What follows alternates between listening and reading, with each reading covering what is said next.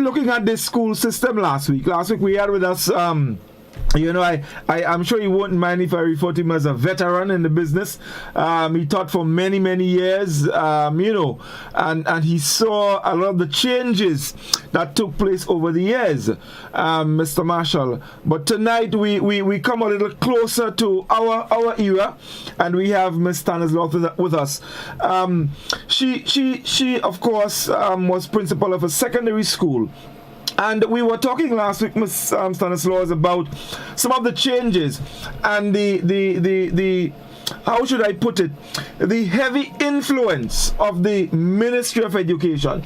Because there was a time when the headmaster, the headmistress, as we refer to them then, had total control. In some ways, the church also had some dictates as to what happened and what went on. But over time, the ministry started to, insert itself and take charge. And as I'm a good partner scholar say, nowadays if a dog pass and pee by the gate, the principal had to write the ministry and tell them that. They want to know everything. So well, that's how it is.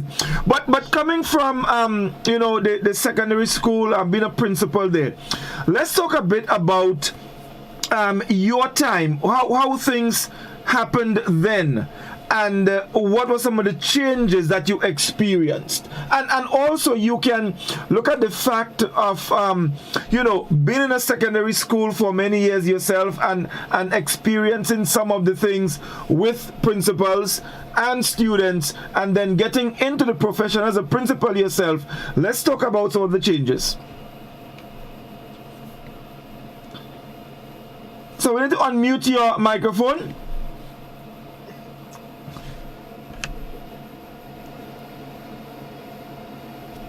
Well, good evening to everybody. Thanks again for inviting me. Indeed.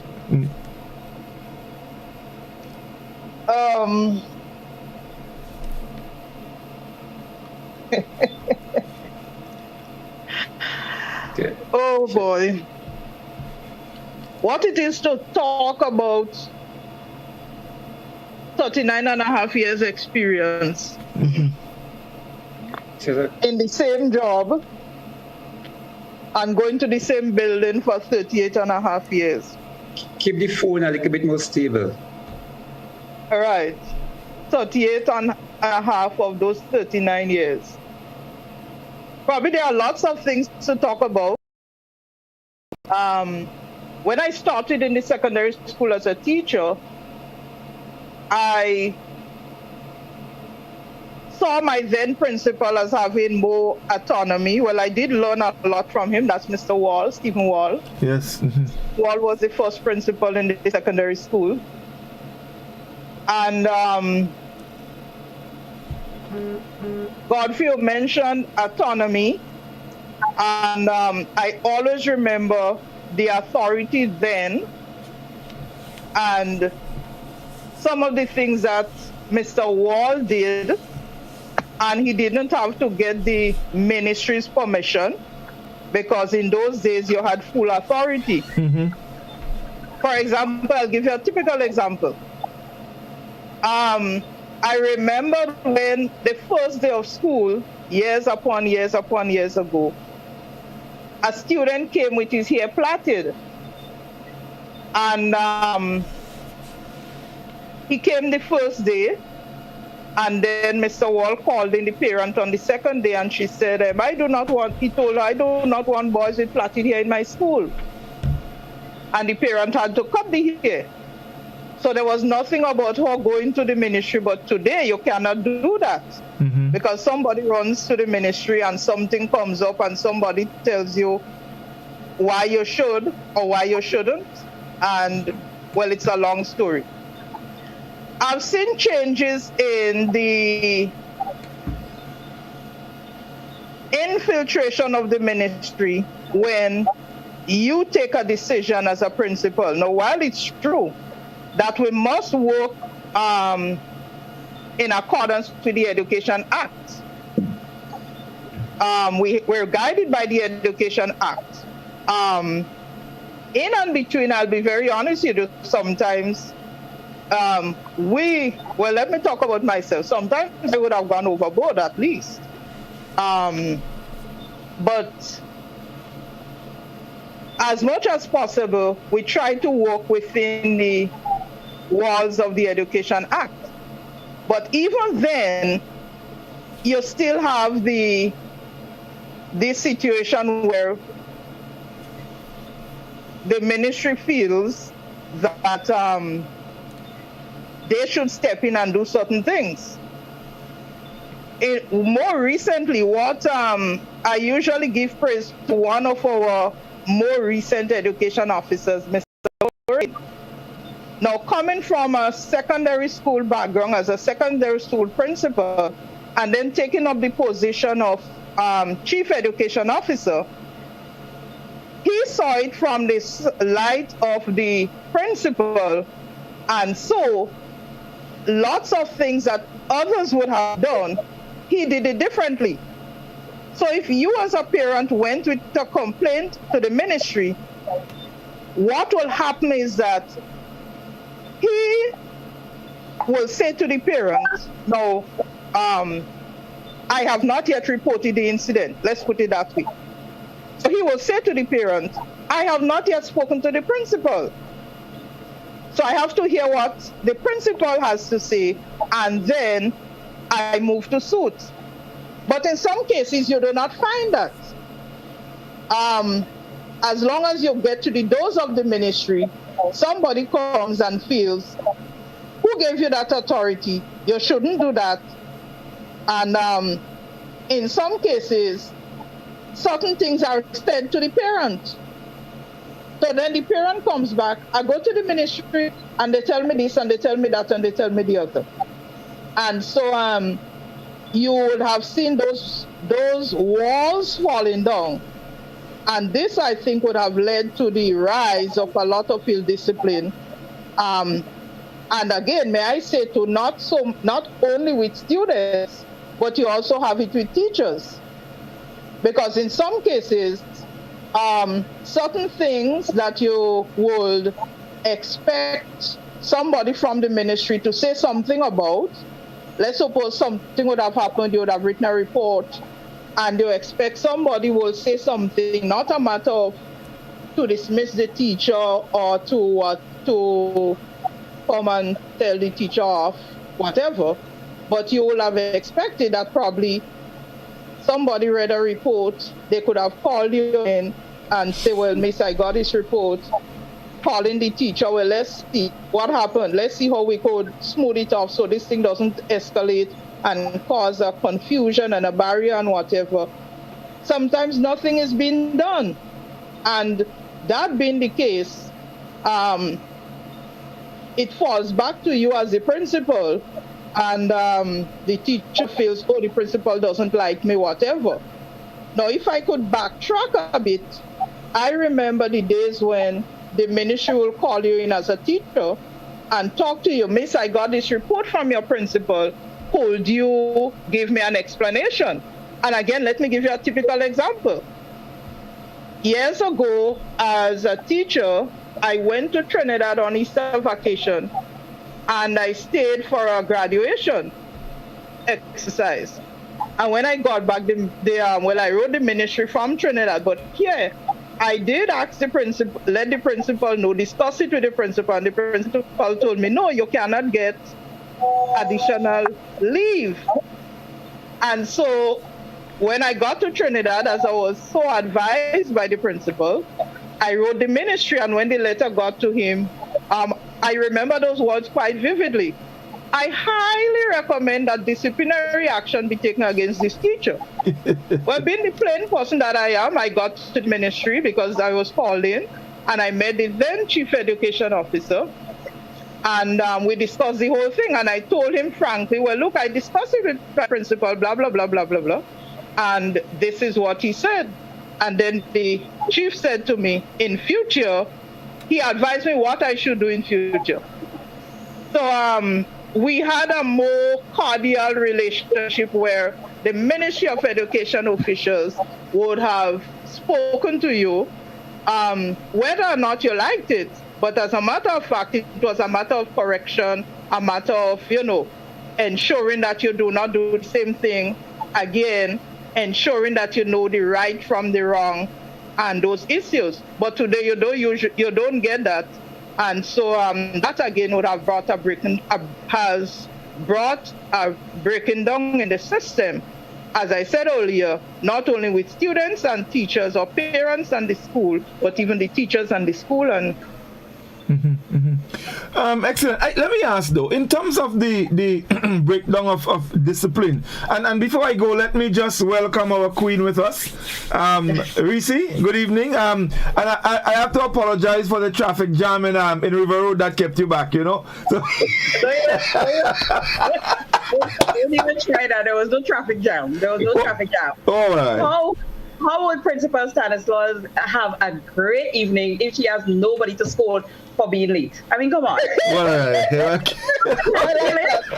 you. Yeah. That's one we see. That's a And you know the late student has turned out to be the best student, eh? Yeah. Of course, yes. Because Right. Right. Right. I'm seeing you every day, every morning. Really?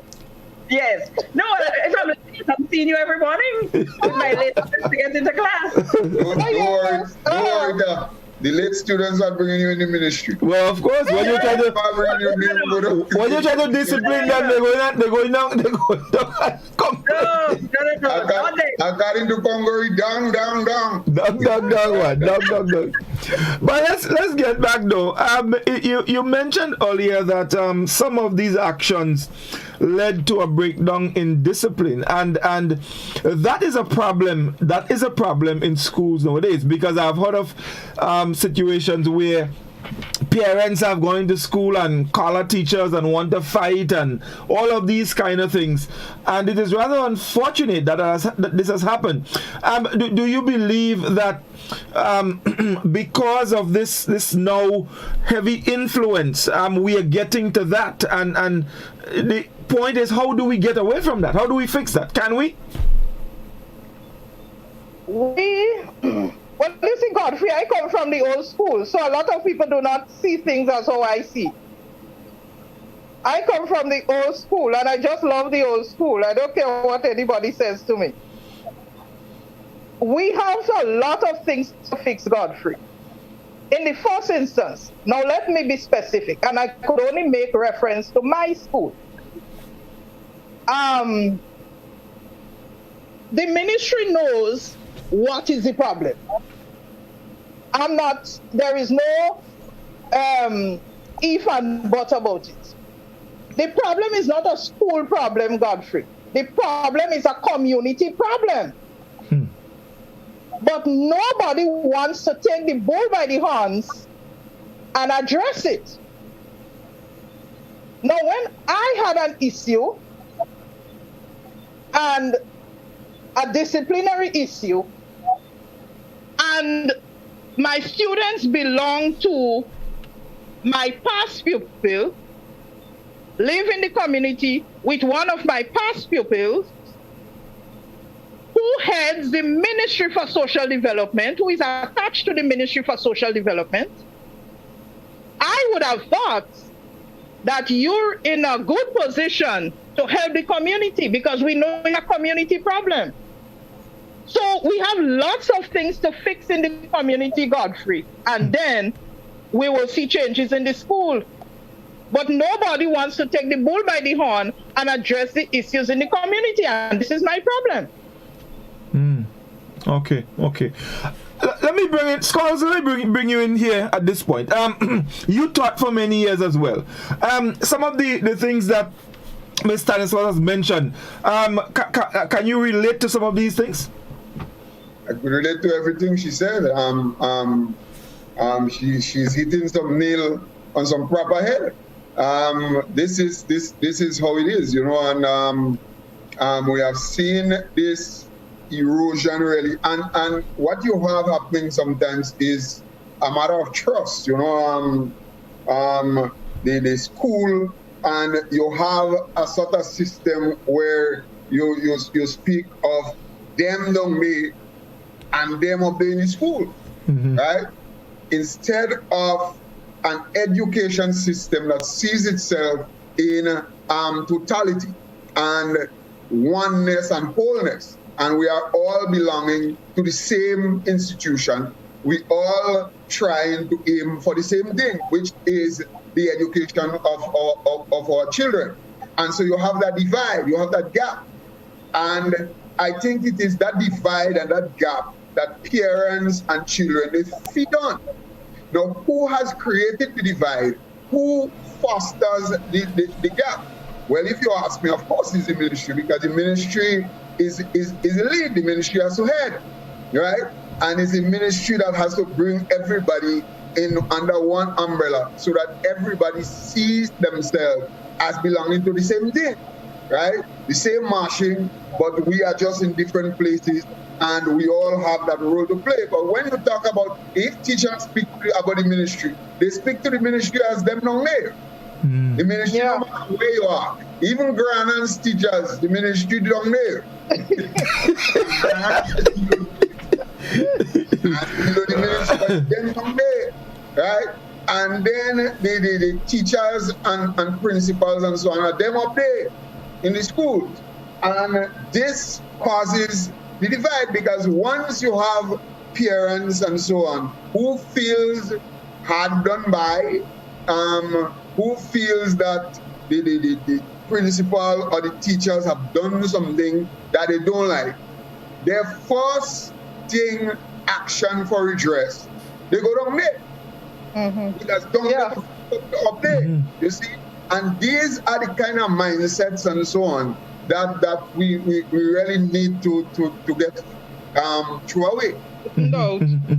Doc, before I come to you, we need to take that quick break, so let's take it now and then we'll come back to you, because I also want to address the down day and up day, because I think it has filtered into the schools as well. So we take a break, we're going to come right back. Stay with us. Raise it high up the ladder, let we set it on fire.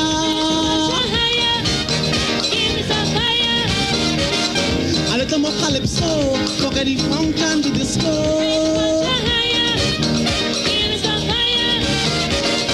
A little more limbo, a little more shango. Find the greasy pole, and we don't dance from the maple.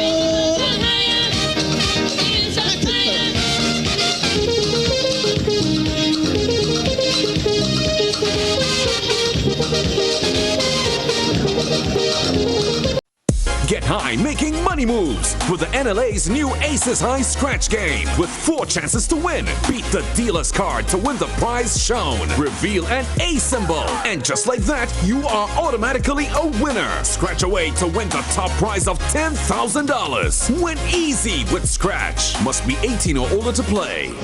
Hello viewers and listeners, this is the National Lotteries Authority's Daily Pick 3 evening draw. It is Friday, May 21st, 2021. I'm your draw hostess, Leslie Ann Johnson. Supervising the draw is Miss Makiba Bain, representing PKF Accountants and Business Advisors. Quick reminder, there are 4 different bet types in this particular game from which you can choose. They're called inline, mix, pair, and backup. It pays to play Daily Pick 3, so let's see if you are a lucky winner. Good luck to you. All right, here we go. So check your tickets. Our first number for tonight. 0, the second number. 0 as well, the final number. 7. Just to recap for your benefit, our first number is 0. That's followed by 0 as well. The final is 7. So that's 007. If you are a lucky winner, congratulations to you. The play we draw comes up next. We'll see you soon. Tick, tock, toe. I win. Feel like a big kid again when you play NLA's new scratch game, Tic-Tac-Toe. It's instant cash on the go. Reveal 3 X's or 3 O's in the same row, column, or diagonally, and win the prizes shown, or as much as $5,000. Win easy with Scratch. Must be 18 or older to play. Tic-Tac-Toe, please. Give me a tic-tac-toe, please. Tic-Tac-Toe, please. Hello once again, this is the National Lotteries Authority's Playway Evening Draw for today, Friday, May 21st, 2021. 21. I'm your draw hostess, Leslie Ann Johnson. With me once again is Miss Makiba Bean. She's representing PKF Accountants and Business Advisors. In this game, you can bet from $1 up to $10, or you can bet in increments on any number or dream symbol of your choice, and being with a chance to win 24 times the amount you bet. So that's $24 for every $1 that you spend. Value your dreams and win your way with Playway. Let's see if you are tonight's lucky winner. Good luck to you.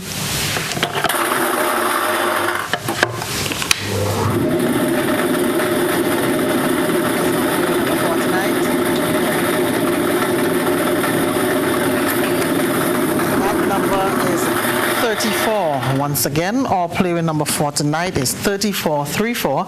That represents Marco. If you are a lucky winner, congratulations to you. Stay with us. The Daily Cash 4 is up next. We'll see you soon. I'm a winner. You are winner. We are winners. Winners.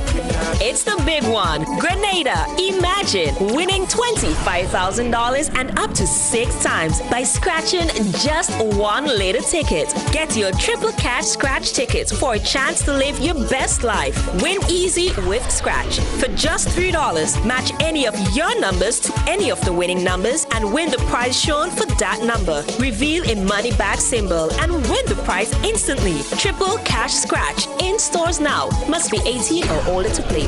Cause I'm a winner. From the moment that I get up, I'm feeling right. All right, hello once again. This is the National Lotteries Authority's Daily Cash 4 evening draw for today, Friday, May 21st, 2021. I'm your draw hostess, Leslie Ann Johnson. With me once again is Miss Makiba Bean. She is representing PKF Accountants and the Business Advisors. So in this game, you can choose any number from 0 to 9 in any of the 11 bet types offered. The tickets cost as little as $1, except backup. That costs $2. More plays, bigger prizes. Let's play Daily Cash 4. Good luck to you. Hey.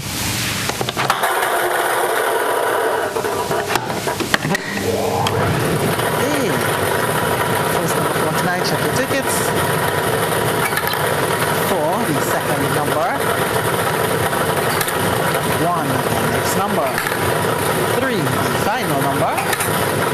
0. So just to recap for the benefit of us, number is 4, that's followed by 1. The next number 3, the final is 0. 4, 1, 3, and 0. Congratulations if you are a lucky winner tonight. Stay with us. The lotto draw comes up at 9 o'clock. We're playing for $52,000. We'll see you real soon. Win more with the NLA's Daily Cash 4. Every day with more plays and bigger prizes to be won. It's a 4-digit game with all the bet types you already know and much, much more. From 0000 to 9999. Choose your 4 numbers and place your bet from 11 different bet types. Choose from inline, 4 different mixes, first 3, last 3, and 4 different backup options too. Best of all, it starts at just $1, except for backups, which starts at $2. Win as much as $5,000 with a $1 inline bet and as much as $6,200 in a $2 backup bet. Imagine $50,000 for a winning $10 inline bet. There's definitely more to win with the Daily Cash 4. More plays, bigger prizes, twice per day, Mondays to Saturdays. Must be 18 and over to participate. NLA, making your dreams come true while supporting sports, culture, and nation building. How do you choose your toilet paper? Just because it's soft and nice. That's how I choose my toilet paper. Made right here in the Isle of Spice. Cherished springs off Harbor Bay. Super value every day. The price is right and locally they're made. Support local when you purchase Cherish and other quality brands from Grenada Paper Products.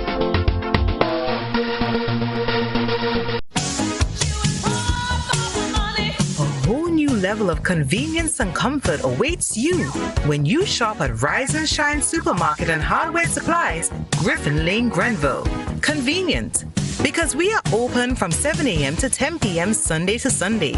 We're even at your service on public holidays. Comfort, because we are easily accessible to the physically challenged. Free Wi-Fi is available while you shop, and bags come at no charge.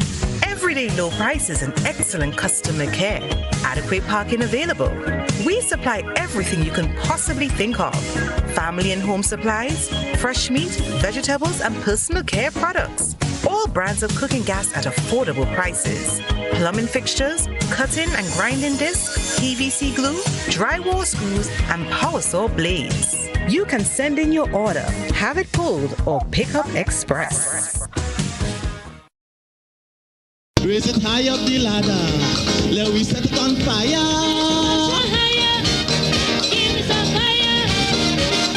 A little more calypso, forget the funk and the disco.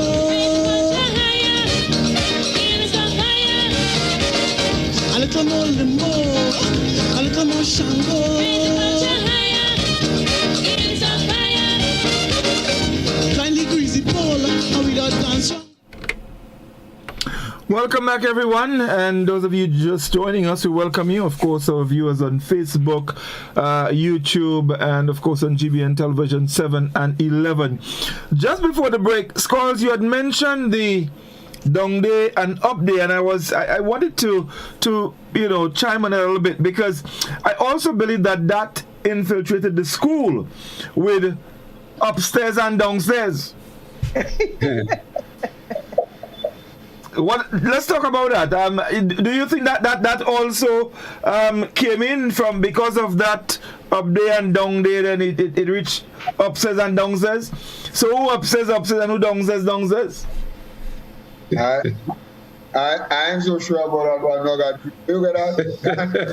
This is philosophy. No, I asking questions. I want to know. Remember. Well, maybe I can't answer that properly, because I taught all my life in a school that never had upstairs and downstairs. You have a point. You have a point. Was just downstairs. So we had up the road and down the road, but never upstairs and downstairs. Well, Doc, let's come to you on some of the comments that Mr. Stanislaus made.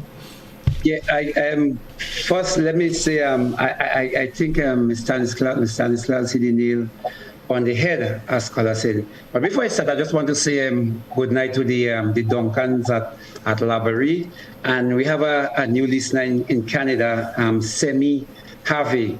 And I heard he has done a wonderful job in Canada, Godfrey, bringing a lot of the Grenadian and Caribbean, but in particular like black folks into the sporting world in Canada. So good night, sir. I know you are a new listener. Hopefully you're on tonight and you're hearing me.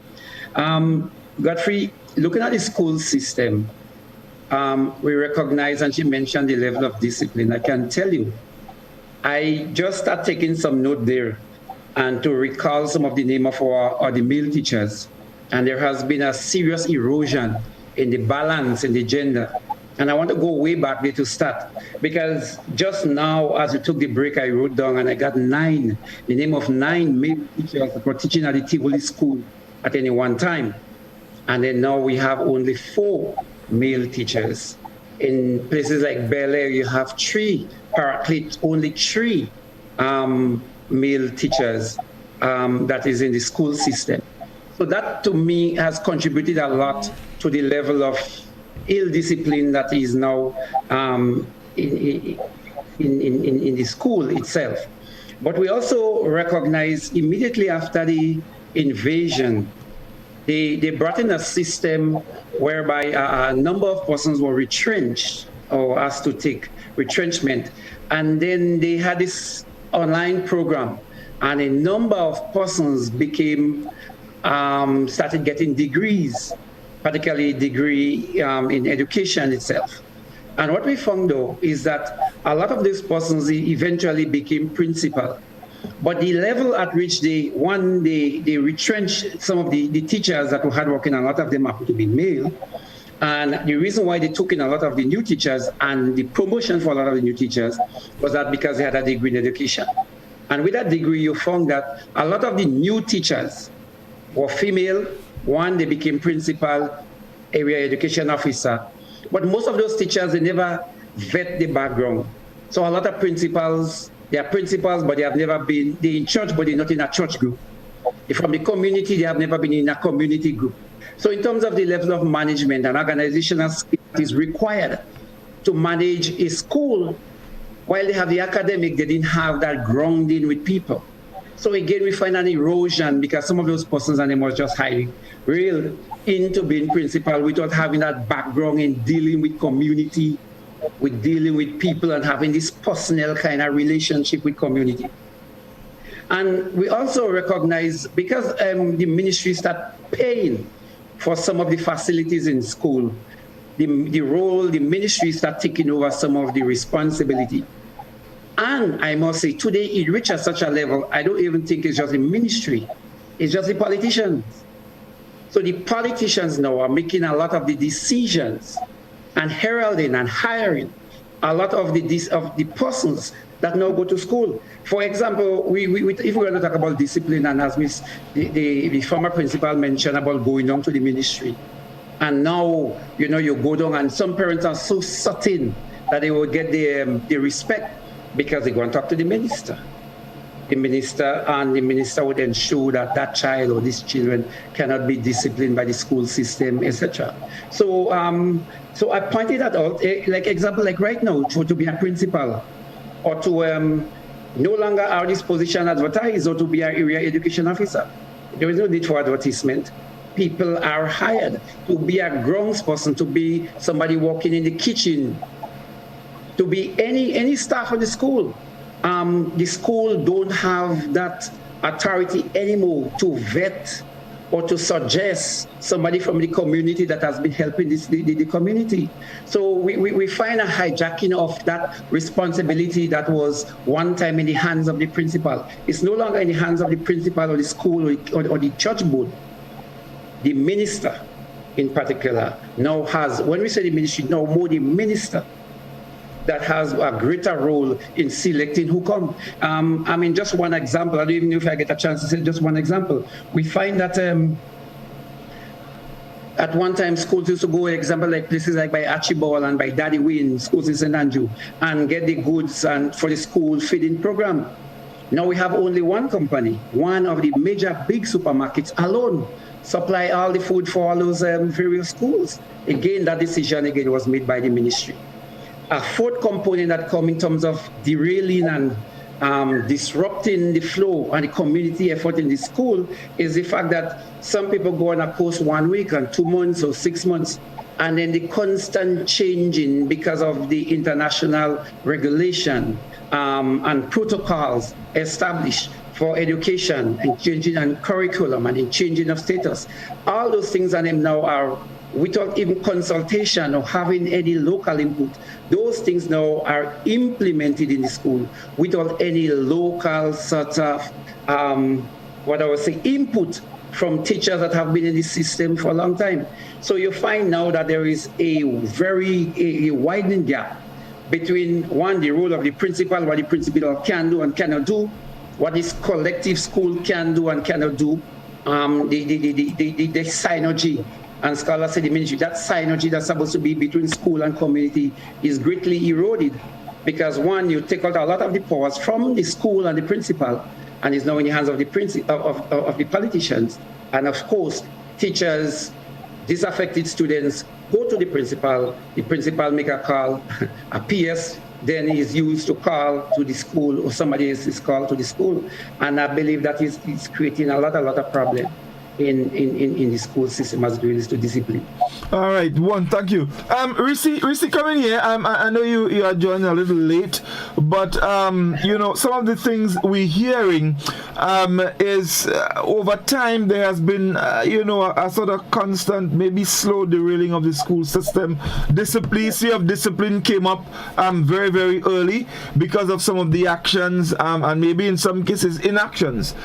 Your take on all of this?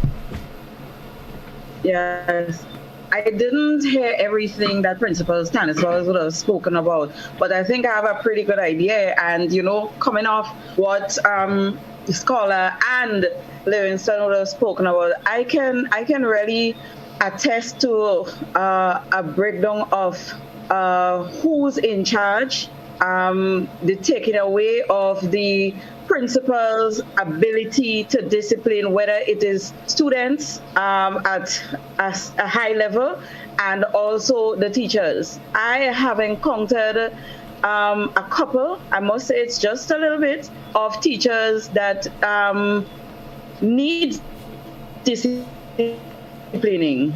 There are teachers who sabotage children. I could tell you that for a fact. There are teachers who see themselves as the peers of children. I don't know if it's because of the age. And I know for a fact that many complaints would have been made on particular teachers who fall into that category.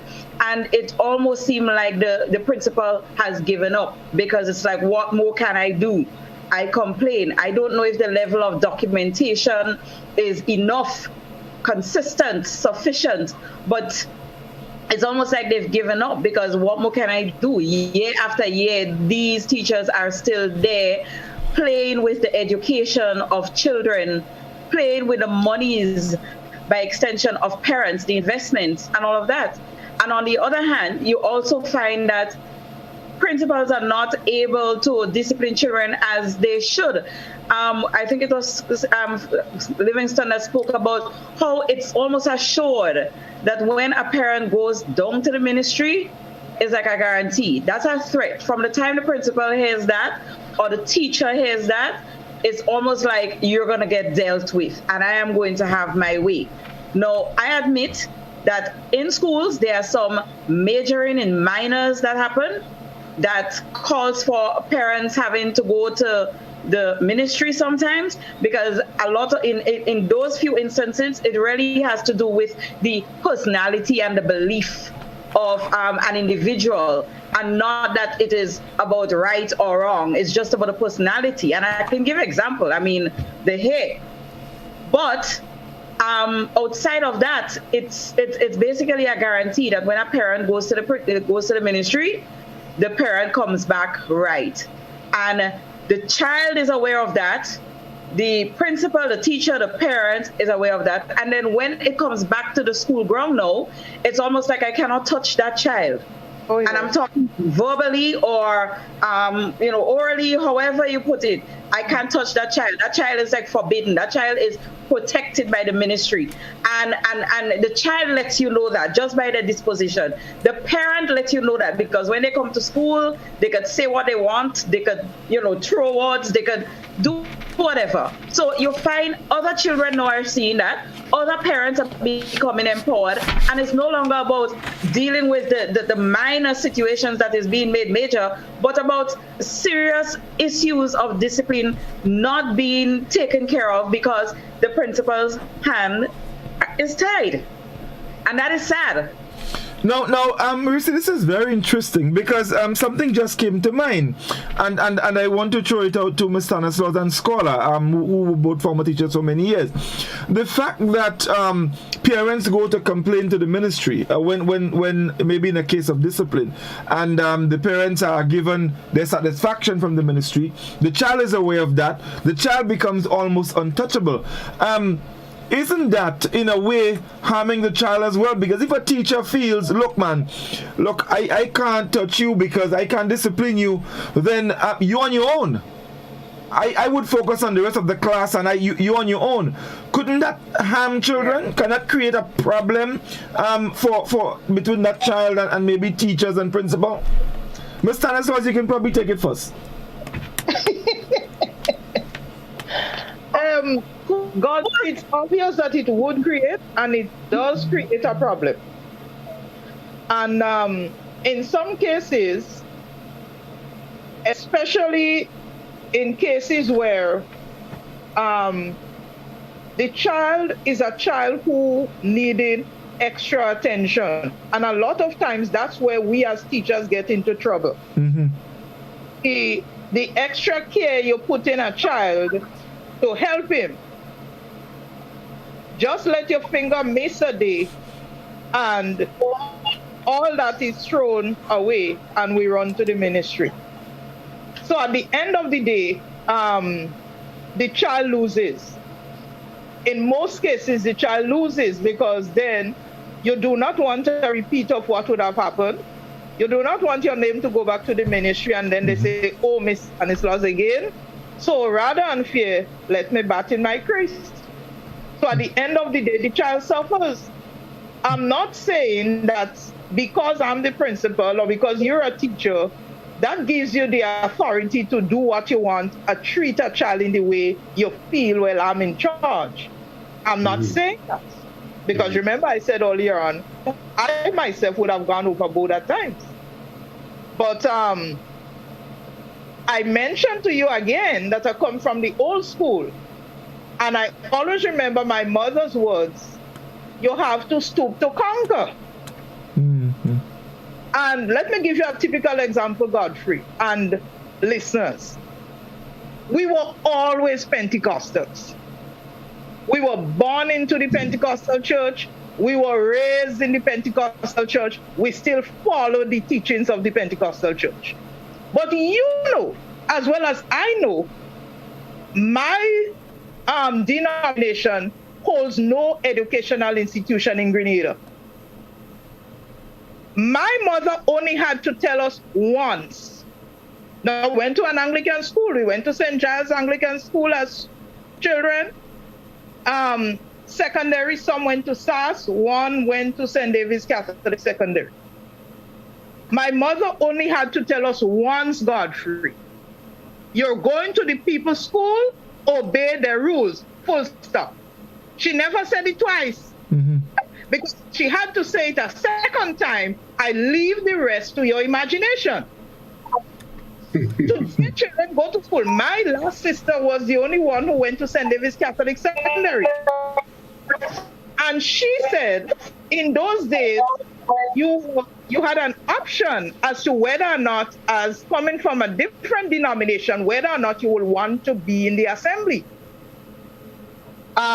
At first, she didn't used to go, she told me.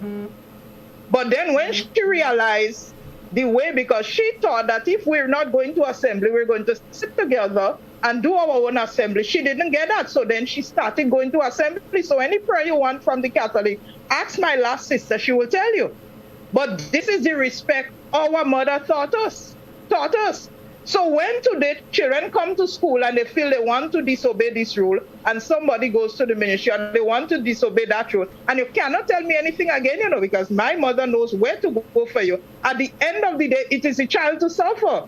You want the education, you have to stoop to conquer. That is what my mother taught me. And that is what I use to guide my way of life up to today, Godfrey. So that is why probably you might find that tough on children, but you see, that's how I was trained, and I see nothing wrong with it. Right, very good. Skulls. Well, if I say that, I mean, nothing left for me to say. That's the way it is, and of course, you would expect that. The question is almost rhetorical. I mean, the child is going to suffer. There's no two ways about it. You see, and I think what we have happening now, this constant idea that parents have, that once something happens at the school that they don't like, there's somewhere else that they can go. Yeah. There's really a breakdown here, and I want to offer two things, because when I became a teacher, right, I left school, and the principal of I used to live around the Darboish area. The principal of Wesley College see me idling, asked me what was going on. She was a lady at that time. I said, I just finished school. What you have? I tell her what I have in A levels and whatnot. She tell me, come tomorrow, please God, come and teach. She had to get an agriculture science teacher, where I'm in a job, put on me dan, and go to the college. And the lady started to explain for me, well, what I had to do, and I had to go and dig on the side there and planting, and she gave me a full thing of what I had to do. And when I finished with that, well, I spent the day. And when I go back in Dabo, they ask him, who is that? Me and the guy did not me going. So I spent one day as a teacher in Western College and Mel. I go up in Shanty Mel. And I stay in Shanty Mel and I idle a bit. And then the principal of St. Martin's Secondary School, Mr. Judge Mark at that time, see me again, same thing, and ask me, look what I'm doing here, what and what and what. Come down in St. Martin. And that was how I started to teach. The principal actually, and by the time I reached down in St. Martin, little did I know, Mr. Mark had already vetted me. He knew every single thing about me, right? So this was how it happened back then. And there was very little of that whole ministry's involvement and so on. Now, one of the things, Godfrey, that, well, two things. Now, as I said last week, right, the whole centralization of the school system and how the school system, I believe, is supposed to work, that the ministry must have some say and a guiding hand at the top. But schools must also have some degree of autonomy to make decisions and whatnot.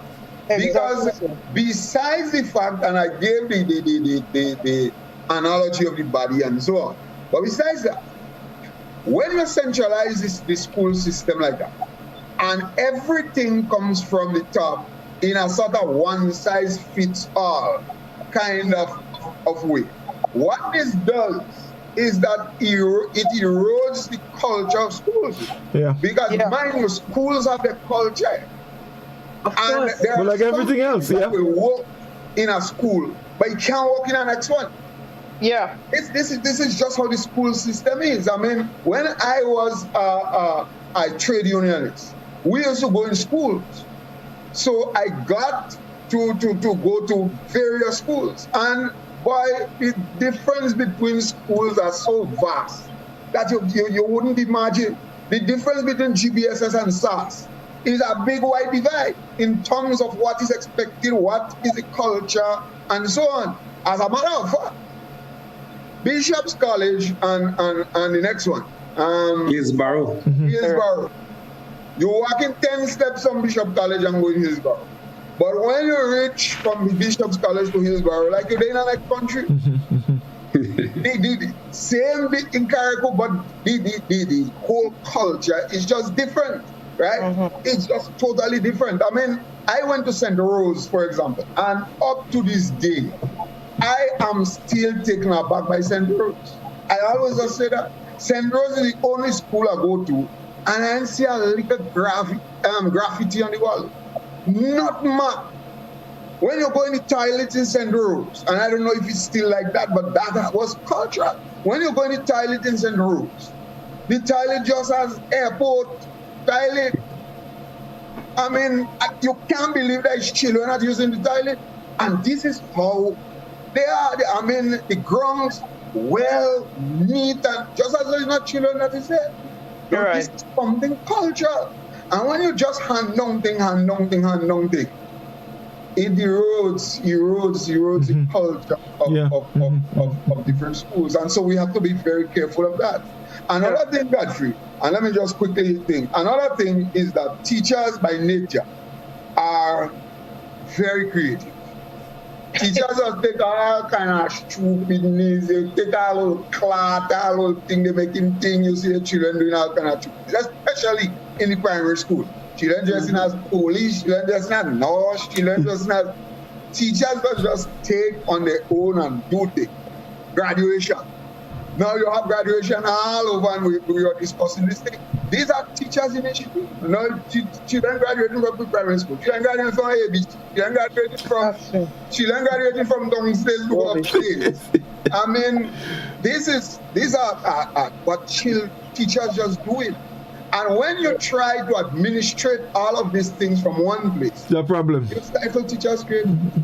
Let's take our final break. And we're gonna come back and hear from Doc. Stay with us, folks. We'll be back with you in just a moment.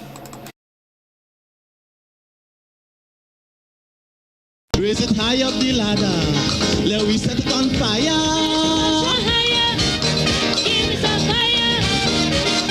A little more calypso, forget the funk and the disco. Get high making money moves with the NLA's new Aces High Scratch game with 4 chances to win. Beat the dealer's card to win the prize shown. Reveal an A symbol. And just like that, you are automatically a winner. Scratch away to win the top prize of $10,000. Win easy with Scratch. Must be 18 or older to play. Good evening, viewers and listeners. This is the National Lotteries Authority's Lotto Draw number 3215 for today, Friday, May 21st, 2021. I'm your draw hostess, Leslie Ann Johnson. Supervising the draw is Miss Makiba Bain. She is representing PKF accountants and business advisors. So we're playing for $52,000 tonight. But of course, before we select our 5 winning numbers, we'll select the free ticket letter.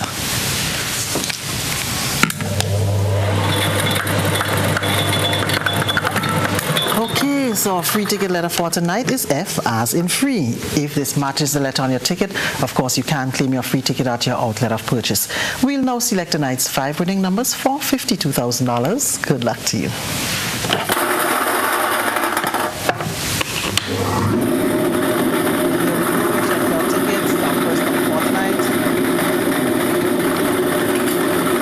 That number is 14, tonight's second number.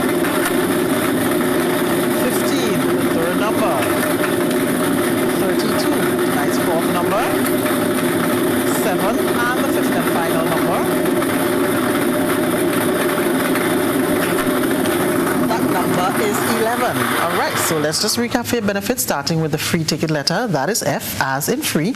And our 5 winning numbers for $52,000 are 14, 14, 15, 15, 32, 32, 7, 07, and 11, 11. If you are a lucky winner tonight, congratulations to you. Continue supporting the National Lotteries Authority. Have a great night. Tick, tock, toe. I win. Feel like a big kid again when you play NLA's new scratch game, Tic-Tac-Toe. It's instant cash on the go. Reveal 3 X's or 3 O's in the same row, column, or diagonally, and win the prizes shown, or as much as $5,000. Win easy with Scratch. Must be 18 or older to play. Tic-Tac-Toe, please. Give me a tic-tac-toe, please. Tic-Tac-Toe, please.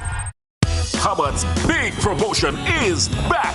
Live free for 1 year. Spend $50 or more in any Hubbard's department and receive a chance to win big prizes every month. Property or vehicle insurance for 1 year. Free internet, cable, and data for 1 year. Free fuel for 1 year. Free cooking gas for 1 year. Free electricity for 1 year. Free drinks for 1 year. Extra cash account and the big free groceries for 1 year. Promotion runs from April 1st to September 30th, 2021.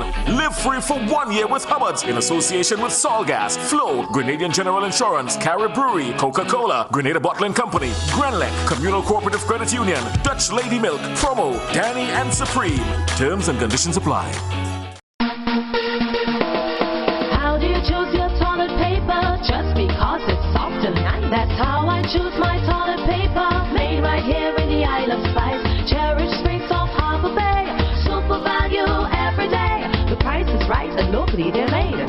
Support local when you purchase Cherish and other quality brands from Grenada Paper Products. Can you spend wisely and have more savings? Yes, you can. Learn more with Money Matters on GBN Television. The Money Matters series explores 12 top ways to save money. In this series, you would learn how to save by setting up your spending money right. Save on vehicle loans, home improvement projects, your credit cards, and even on prescription drugs. Tune in every Tuesday morning at 7:15 for Money Matters, a lighthearted conversation with financial planner Tali Francis. Follow the rebroadcast on Thursdays at 6:50 p.m. and on Sundays at 7:30 p.m. Money Matters is a financial literacy public awareness program sponsored by Republic Bank Grenada. Republic Bank, we're the one for you.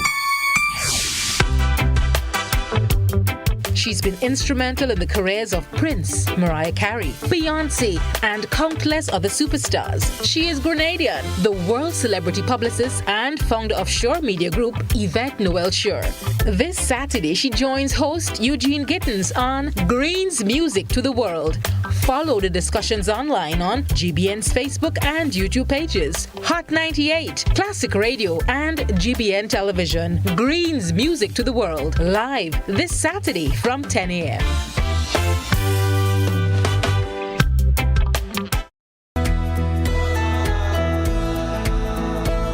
No, that's not how you cross the pedestrian crossing. Really? One day I just woke up and I saw pedestrian crosswalks on the road.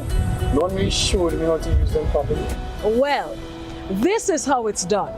You never cross before doing these things. They might save your life. First, when you get to the crosswalk, you stop. You look left, you look right. If there's a vehicle coming, you put your hand out, making eye contact with the driver, indicating that you want to cross. And only when the vehicle comes to a complete stop, you quickly cross to the other side.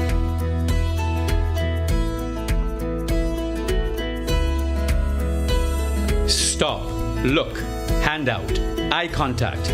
Wait for pedestrian to cross to the other side, then you happily continue on your journey. This message is brought to you by this group of insurance companies, the Traffic Advisory Body, and the Traffic Department.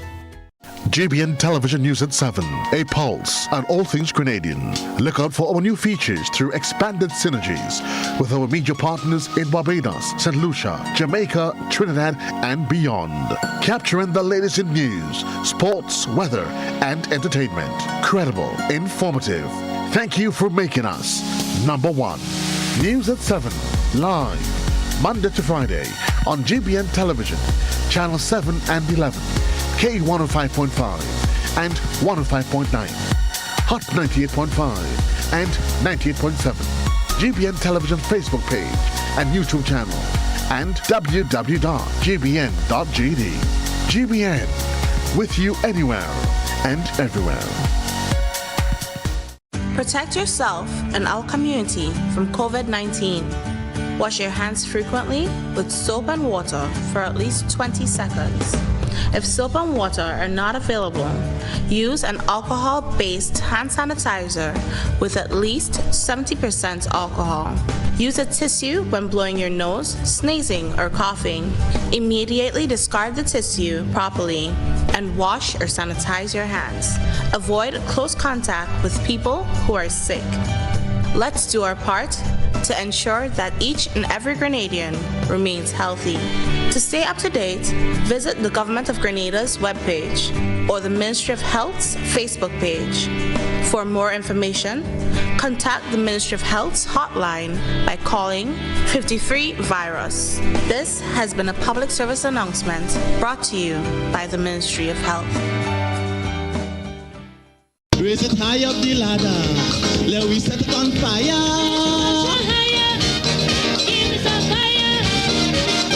A little more calypso, forget the funk and the disco.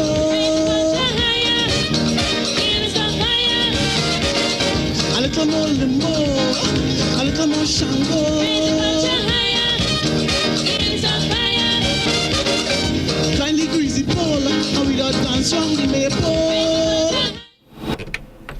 Welcome back, folks. It's Oui Culture, and before we say anything else, we need to go to our Facebook comments, because I see my good friend Ernesto is threatening to close the phone and go and sleep. So let's go and see what I support him with that, you know. I support him with that. So there's a lot of people saying good night, but we'll go straight to the comments. Colin Paul said, I'm hearing then that the ministry is overreaching in its actions and not including the teacher and principal in decisions or allowing them to use their discretion in disciplining students. We have Jose saying, well, in St. Patrick's Anglican School, there was an upstairs and downstairs where stage 1 to stage 4 and upper was standard 5, common entrance classes, and school living at standard 7, the high standard. Jose is also asking, do you think that private school make a big difference in the development of a child? For example, the attention, the classroom size, just to name a few.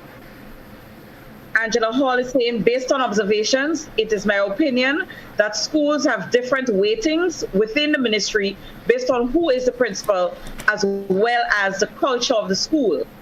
Cynthia is saying, oh yes, as with non-Catholics in the convent. As a non-Catholic, I did not miss out on anything when I lived in St. Vincent. Folks there told me I had Catholic ways. Some of the nuns who taught me in convent were more than proud to hear that. Jose is also saying, do you think that the way children was disciplined before made them better educators than what we have now in school? Angela Hall is saying that graffiti is very important. School administrators can learn a lot from them. I agree, Angela. Trini Spice, since I left school a long time ago, I would like to know what games do the children play at break time? Do they still play jump rope, hopscotch, limbo, or ring around the rosy? And last but not least, Jose is saying, Godfrey, Godfrey, you got your threat. And yes, apologize. You did forget the online listeners. Okay. I apologize, folks. I apologize. Let me just take one or two from the WhatsApp platform. Someone is saying here, once a teacher called my son a stupidity, and he told her to give him a brain. So not all children that tell teacher things, they just tell children things too. One day I saw my daughter crying. When I asked her what happened, she said, Mommy, if I told you, you will beat me. I said, no, daughter. She said, they gave all the students the cute teacher and gave me the ugly teacher.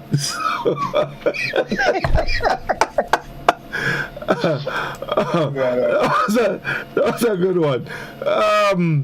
Someone else is saying that this is a matter of the maturity of the teacher.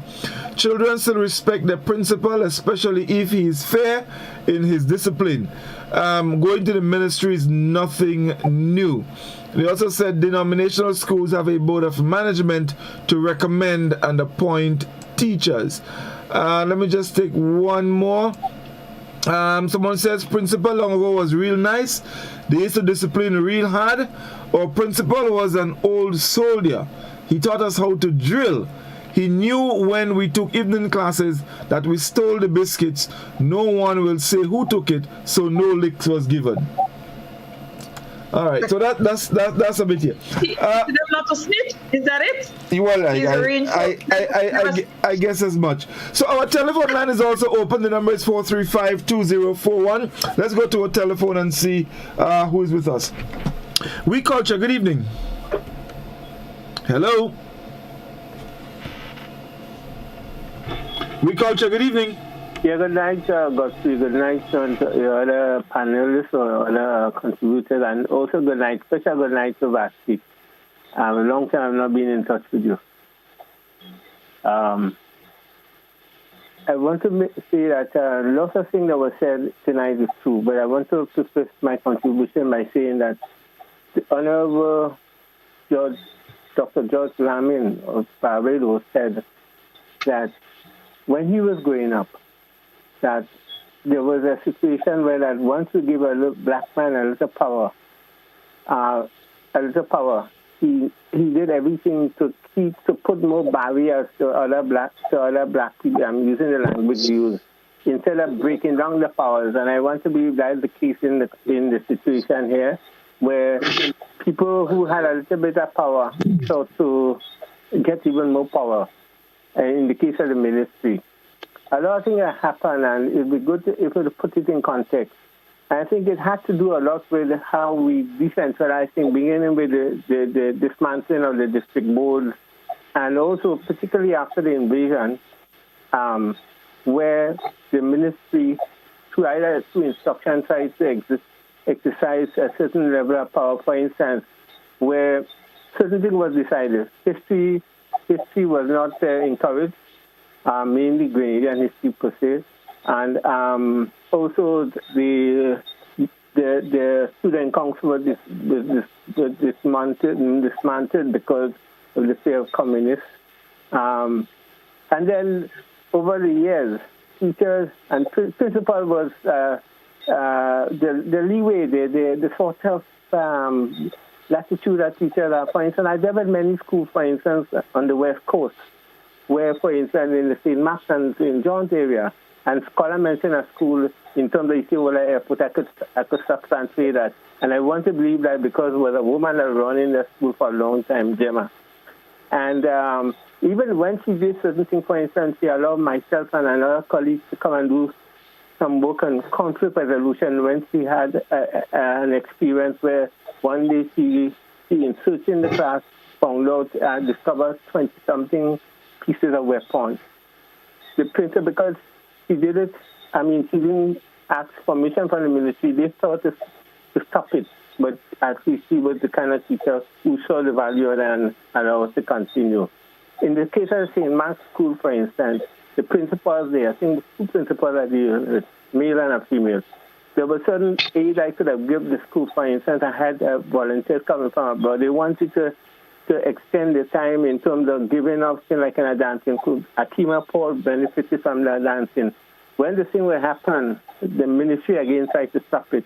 Another thing that happened over the years where principal had the leeway, there were certain guidelines, a certain policy. For instance, if you want to use the school, you have to take out insurance and so on and so on. And so once you did that, you can go the use of the school for certain activity. After that time, you had to go direct to the ministry.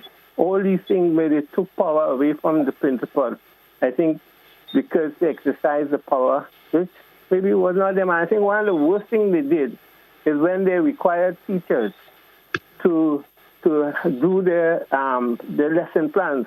I found out that teachers spend more time trying to have the perfect lesson plan in place for when the school or for when the ministry official comes and they can show them rather than have that flexibility in doing lessons. I'm not saying that they shouldn't have it, but they spend a lot of time making sure that they have the perfect lesson plan.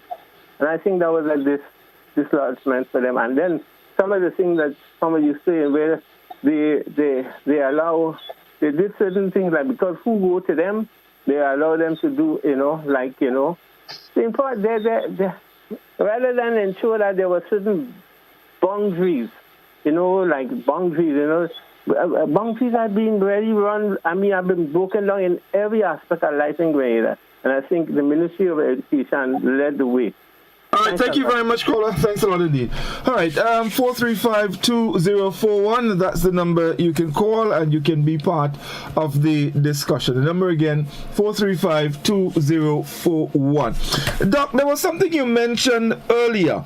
It had to do with the way teachers were hired. The moving away from the principal, probably having that connection with the community and knowing people and understanding who might best suit a position. And, it moved away to what is now. I have heard a lot in recent times that sometimes when children graduate from schools, yes, they probably have 6, 7 CXC or whatever it is, but in terms of being able to perform and understanding life skills, they don't have it. Do you think that they're moving away from that connection with the community and principals could be in some ways responsible for the way our children leave schools now? You mean the way you're asking if the way children leave schools now? Yeah, meaning that yes, they have their CXCs, they have a lot of it, but you hear, for example, and the one employer told me once that he employed a young lady. She came from National College with an associate degree, and she just couldn't perform. Well, right. She had in other words, she had the book sense, but to make things happen and to put it into the field of work, it was almost impossible. But Godfrey, yeah, what you're saying, I think we went to school, in Tivoli, and I guess is the same thing echoing throughout Grenada. Let me just start by saying, if you had to go to a field trip, right, just a simple field trip, in our time. The teacher would come, we would interact, we would go in the field trip, we would go on somebody's farm. So we had this kind of connection. Apart from that, every now and then, somebody from the community would come in to help with sports, with a football, a cricket. And so our team, or a cricket team in the school would interact with a senior team or some members from the village team. And you always had that going and come. And ever so often, sometimes you had parents coming in to do cooking or to do something with the school. Particularly if you have to have a harvest, you have to have fair. It's a community church. It's a whole community activity that took place. In certain aspect, some aspect of it still exists. But I'm saying, like example, like right now, if for a child going to school, it is difficult because a lot of them, somebody had asked about the games they play during break time. That kind of holistic development, I think, has been shortchanged for the academic. So one time when you had 3 subjects or 4 subjects, you could become a teacher. Now you're having 9 subjects, and some children having 13 and 14 subjects. And so the whole focus has shifted from this holistic development to now where the focus is on academic. So civic, how to cross the road, career options, by interacting and, interfacing with people in the community and having this kind of community interaction. Those things have been left out because there is not enough time to deal with that. Instead, the focus now is on just mainly academic. So it is not strange that a child graduating from TAMCC has not been in a group, has never been in a community group, has never been in a church group, in a choir.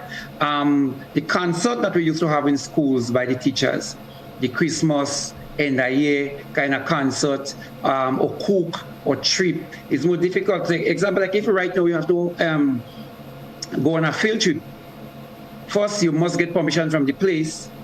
You have to get permission from the ministry. And then you have to get permission from every parent. And when you get that permission, you have to send that information you get from every parent to the ministry. If you have 20 children, you need 20 permission from 20 different parents. And then you send it to the ministry, and the ministry give you the final okay to go on a field trip. Now, that is maybe somebody like Scala or Vashiti would be able to say how difficult that might be for somebody organizing. But before they come in, I just want to say one thing though. I believe the role of the ministry should really look more at merit system, look at merit, look at holistic development. But the ministry must play the lead role. In most of the areas, of course, I admit the lead role, but also as a major peacemaker to ensure that situations resolve within the confines of the school and the community, and always try to get some community input to find a way to settle the issues that is aggrieving the school. Because as Carla mentioned, every school has a culture. But if you can build a relationship with the community and the school, I think it is a better way than to just have somebody from a different community coming in and saying, okay, well, you're right, you're wrong. That is the rule, that is X, Y, or Z. But instead to have everybody coming together and to settle issues in a very amicable way would benefit the community, the school, and Grenada as a whole. Okay, wonderful. Let's go to the telephone and see who's with us. Oui Culture, good evening. Hello. Oui Culture, good evening. Hello. Yes, good evening, caller. Well, I will make a comparison with the school system from in the 70s and now. In the 70s, when I go into school, the teacher used to brutalize me, especially the headmaster. Yeah. At time I singing a song, but I kind of mocking Uncle Gary. And that man, he cuffed me, kicked me, tell me, what's man? I so sorry for myself. I had to leave school and run. But no, I will compare that time to this time when I'm doing some work down in Cardiff Government School. And the teachers they're completely different. I mean, I really love to see how they act down there. They take care of the children as if they are the mother. I mean, I was so struck to see how the children as if they are the mother, especially the headmistress. I mean, I would like to wish them all the best.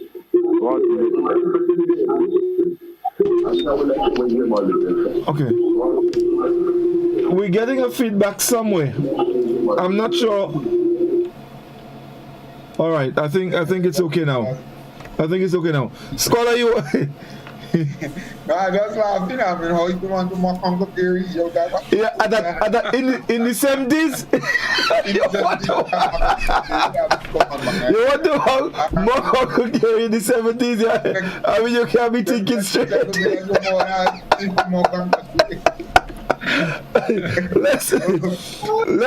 go back to the telephone. We Culture. Good evening. Hello. Hello, good afternoon. Yes, good evening. Go ahead, please, caller. Yeah. In the days in school, my school days, it was fun. And the best part of it was when Uncle Gary visited the school.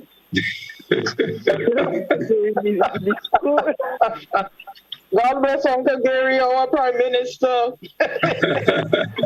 Vai speak because I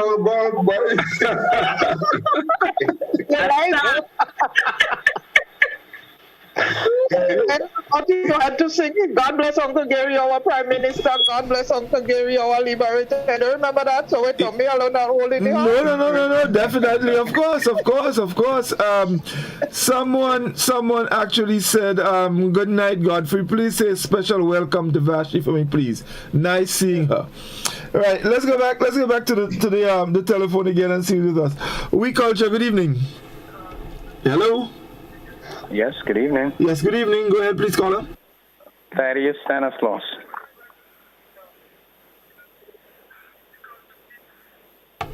Hello, caller? Yes, sir? Yes, can you go ahead, please?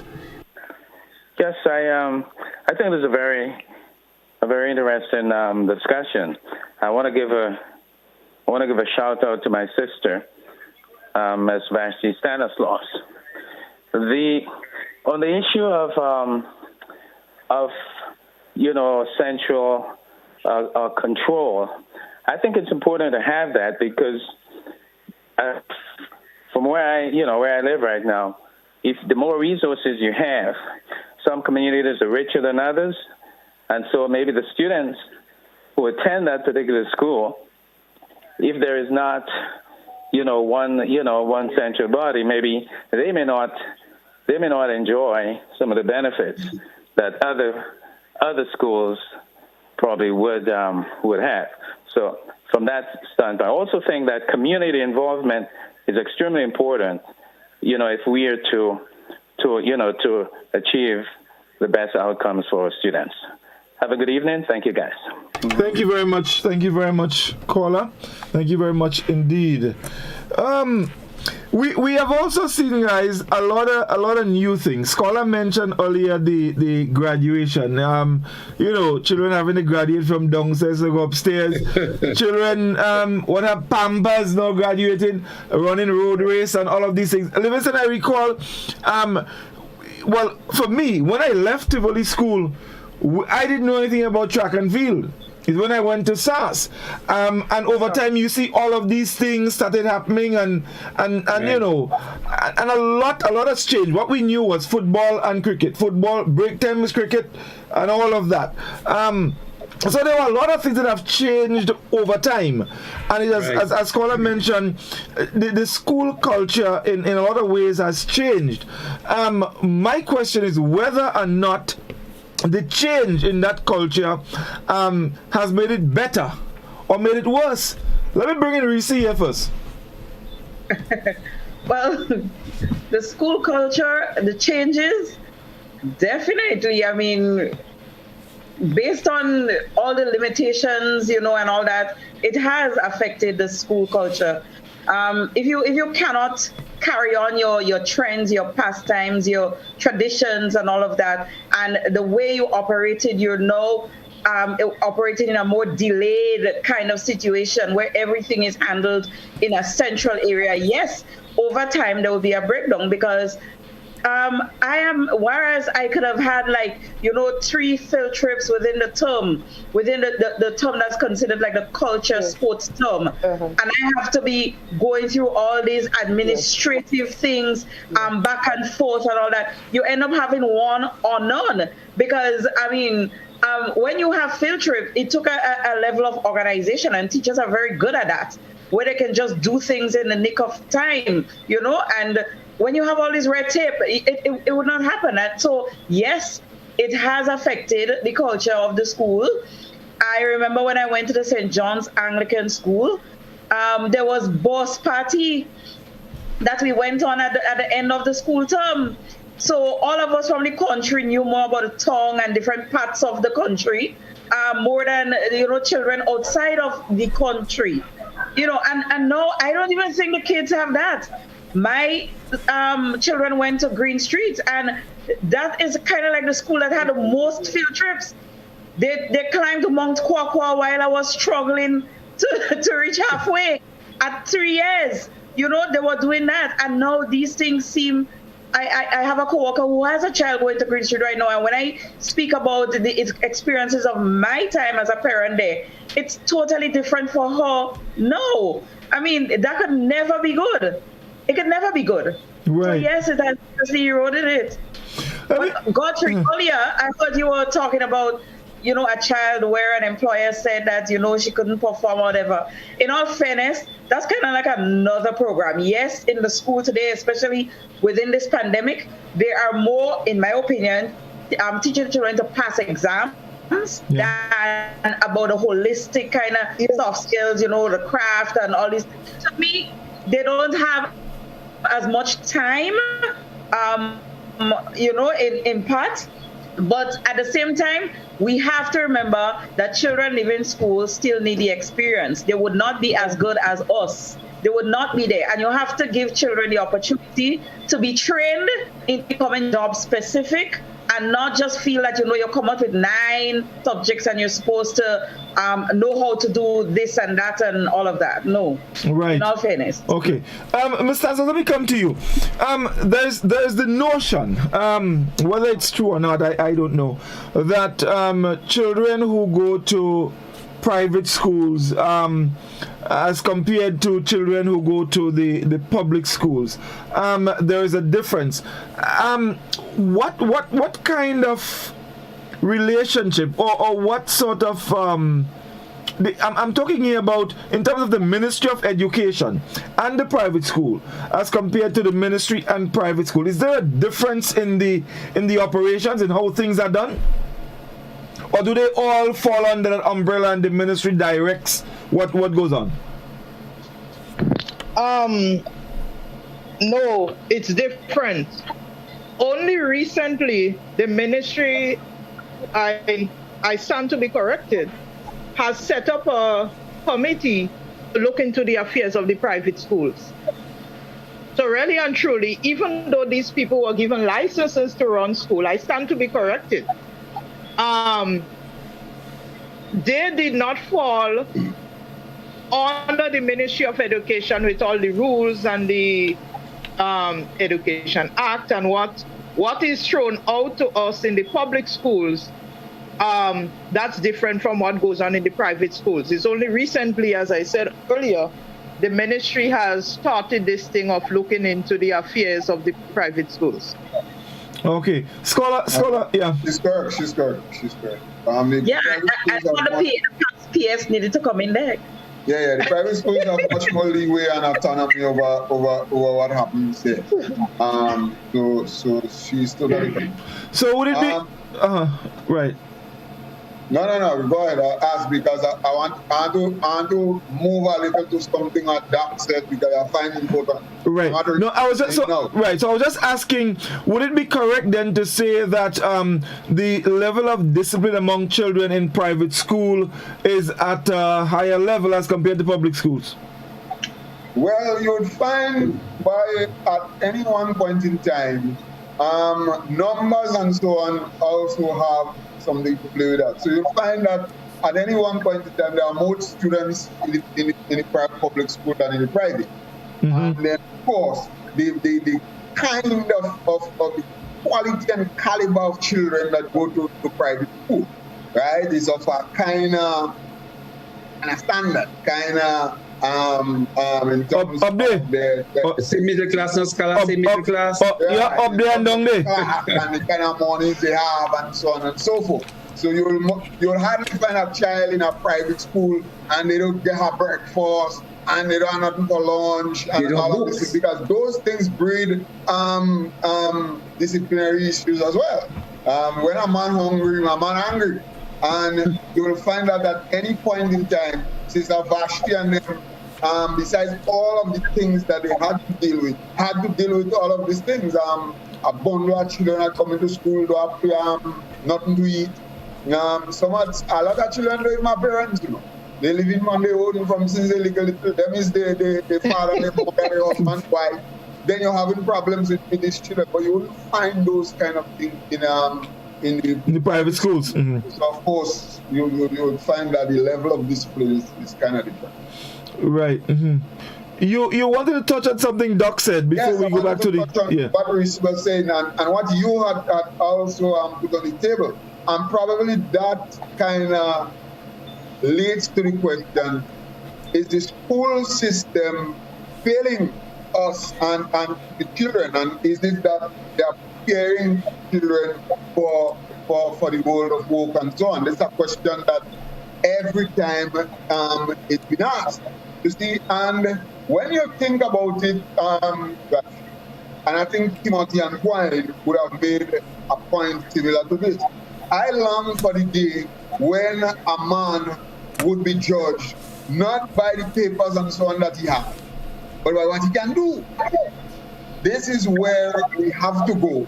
And whether we like it or not, this is what would make the education system really, really worthwhile, because it's what we can do. I know a lot of children, and Doc was making the point, I know a lot of people who only reach primary school level. But by the time they finish, because remember when you were at primary school, you had center and so on. Children used to go in the center. Children used to go in the centers and so on. Sorry, I turned up my camera. Children used to go in the centers and so on. And you had people who only reached the center, and they became builders and joiners and so on. Mm-hmm. And then somewhere inside they decided to take the center from primary school. Yeah. And they took this thing away. So a lot has happened. And you would long for the day. For example, Godfrey, and I made this point. So you have a job. The job says that you have to take a cup from my receipt and bring it by Godfrey. But in order to do that work, you need a master's degree in cup moving. However, you have Vashti, and every single day of the week, Vashti takes that cup from my receipt and brings it by Godfrey. But Vashti don't have a degree in cup moving. Mm-hmm. So you know his problem. So we in itself and how the society is showing up and what we laud and what we preach, we are causing problems as well. Mm-hmm. So exactly. That's why children enter into teaching and they can't cope. They have not the requisite qualification really to ask how we had it in the past. Then I also want to advance that. I mean, I didn't read that note, but I also want to advance that this is one of the problems with how teachers are viewed today, as opposed to how teachers were viewed long ago. Mm-hmm. Because remember when me and you and Livingston and them went to school, our parents then, according to the old time, they didn't take school. Our parents didn't take school. But they understood the value of school, so they made sure they sent us to school. So they didn't take school. They held teachers and so on in high esteem because they didn't take for themselves. So they didn't know what teachers win. But now everybody takes school, and teachers and parents, school in the same school, had the same amount of subjects, and then Or I know same as you, all of us were exposed to teaching. And have that respect for teachers now would go down because of the whole fact that some teachers are entering with the A-levels, with the whatnot. I mean, in some places in Canada and so on, you have to study for 5 years. You have to study teaching things for 5 years as a specialist before you start to teach. Well, let me just butt in. Let me just jump in. Let me just butt in, scholar. There was a time when you had what was called Teachers College, and teachers went to be trained. Well, I mean, that was your training to be a teacher. Well, it's still at Teachers College. Oh, it's still okay. You begin to teach first before you go and train, and that feels like if you jump on a plane. You say you're going to America, and the pilot come and the pilot say, well, strap on your seatbelt, welcome to what and what. But that's the first time I fly in a plane. You see man die. Teaching that happening all the time. First time man know nothing about that, but they classroom teaching. So this is eroded to a level, the kind of respect and so on. I mean, you'd find no parent, for example, would go and tell a doctor, man, watch man, this is how you're supposed to operate on the child, and so on. You can't do that because your doctor is a kind of specific kind of thing that you have to study for donkey years, and you believe doctor have some kind of education and some kind of know-it-all that we don't have. But there's nothing you feel that teachers and so on have that you don't have. Well, let me ask. Let me ask this, and I want to put it out. Hold on, Doc, because I need to get all of you all take on this. Let me just come with that quickly. Now, what you say in this call is very important, because what I'm going to put now is because what we have in the ministry are some of the very same people that you're making reference to. Is it that they don't understand? So that everybody's in the same thing and everybody come from with their 10 and 12 O level and the bachelor's degree in what and what and what. And the long time methods or old school, as Mr. Stanislaus said, they don't understand that. And so that is why you find things are done that way. And so the system continues to be eroded. So you have in other words, you're saying you have a spiral. Yes. Of the whole thing. Because when that's the thing. You teach them. They finish secondary school. They go to get the bachelor's degree. They get to work in the ministry, and then they come now and they passing on the same thing to you. So it's just going around. And watch, in days gone by when you had fellas in the ministry, those were fellas that caught their teeth. Exactly. In a principal thing and so on. So by the time they end up in the ministry, I had confidence in them.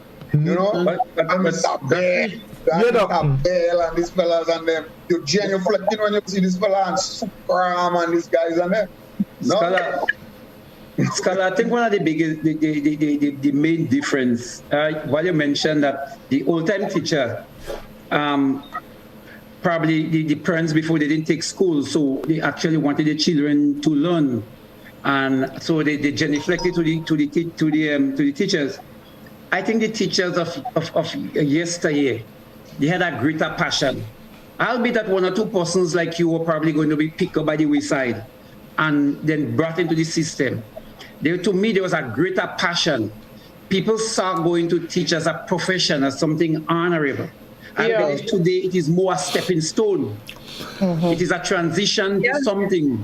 So I mean, what makes the difference is the passion, the love that people had for that profession, that career. So when they touch a child, when they went into a classroom, even if when they abused the child, a lot of them wanted to beat education into the brains of the children.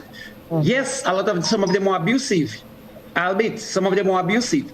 But what they wanted to do was to inculcate a sense of mannerism, values, morals, and education to make a better society, by and large.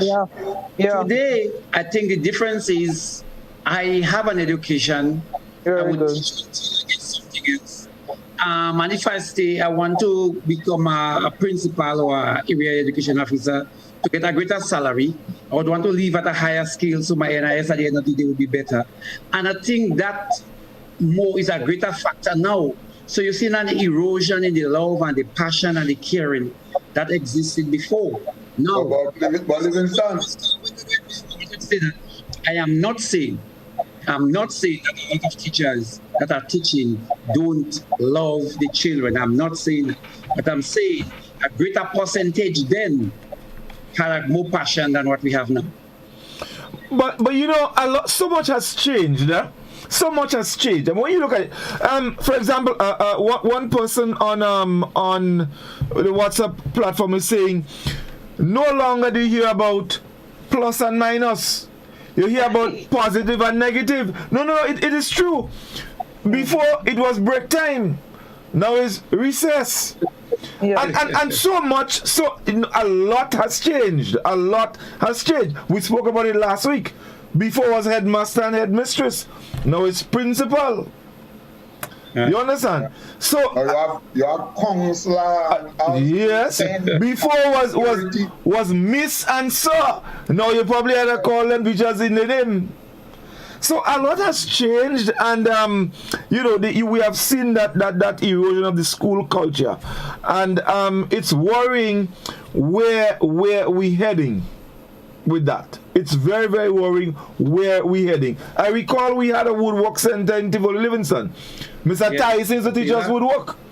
We had Tyson and I remember, for example, once the whole issue of woodwork, and well, in those days we used to call it cookery.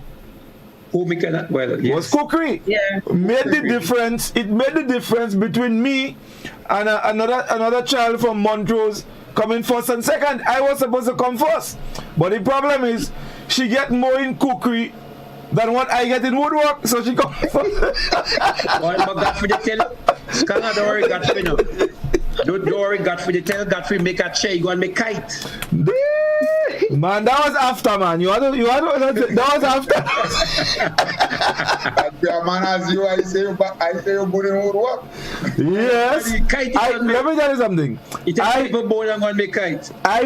No, I couldn't make kite, Livingston. I couldn't make kite. You know that. Don't try that. You know I couldn't make kite. I used to get kite. Wait for one kite cut and then I collect my kite. But anyway, Bossman say that. But you know, but one of the things, Godfrey, that we stressed on, and I hope people do not, because I don't believe we could stop the evolution or the role or the changes. Some of the changes are totally necessary. We have to move with time. Some of the changes in terms of the greater role played by the ministry, I believe it was unavoidable. But I also believe that the sort of the negative influence that the ministry brought, we could have do without. If the ministry could focus on professionalism, empowering the technical staff in the Ministry of Education, and rewarding people based on merit, I believe our education, system was going to go the distance, although even when it is more centralized. Because I also felt that the ministry, while there was some negative in terms of the loss of some of our culture and the tradition and the games and the singing and the things and the spontaneity and the making of different things by the teachers, they killed that part of it. But also I believe they lessened on some of the level of discrimination that were meted out in some individual schools. For example, the ministry probably ruled that a child would come to school with a locks. But maybe individual school would say no. So the ministry having certain policy that go across the board, I believe is wonderful in lifting our awareness. But on the other hand, some of the level of creativity, they killed, and some of the culture and cultural and our traditional aspect, they killed by trying to be above everything. But finally, I must say, the merit system must come in place, and let the technical staff professionalize the Ministry of Education rather than the Minister of Education playing such a great role. That's an important point. I'm going to comment on just, but Reese, do we have any additional comments on Facebook? Yes, we do. We have quite a bit. We have Hannah Plenty is saying that just this afternoon, I realized that today was some schools' last assembly because of the marking of the school shirt. Oh, how time changed.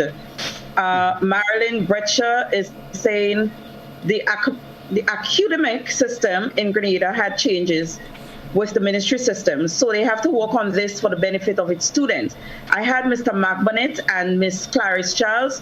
Those were the best days of growing up, going to school under the system. We had discipline and we couldn't go home and complain to our teachers. Our teacher back then we had to respect them. We had lots of field trips, sports, etc. Clarice Charles was my teacher, the best I had growing up within the education system, and is part of who I am today as a nurse. Back then we had milk biscuits given in our school.